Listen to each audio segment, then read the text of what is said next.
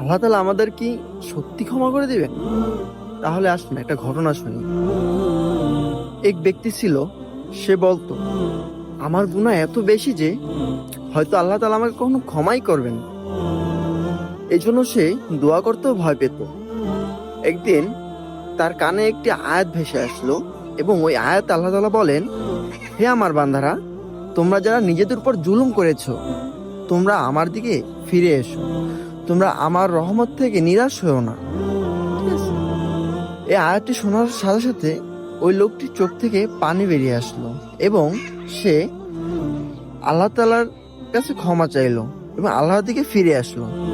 আল্লাহ তাআলা তার এই ফিরে আসাকে পছন্দ করলো এবং তার জীবনের সমস্ত গুনাহগুলোকে ক্ষমা করে দিলেন। এরপর এ ধারা আমরা কি বুঝলাম, কি শিখলাম? যে আমাদের গুনাহ থেকে আল্লাহ তাআলার রহমত অনেক অনেক বেশি। ঠিক আছে? তো আমরা যতই গুনাহ করি না কেন, যদি আমরা আল্লাহ তাআলার কাছে ক্ষমা চাই, আল্লাহ তাআলার কাছে ফিরে আসি, আল্লাহর দিকে আবারও ফিরে আসি, ইনশাআল্লাহ আল্লাহ তাআলা আমাদের সবার গুনাহগুলোকে মাফ করে দিবেন।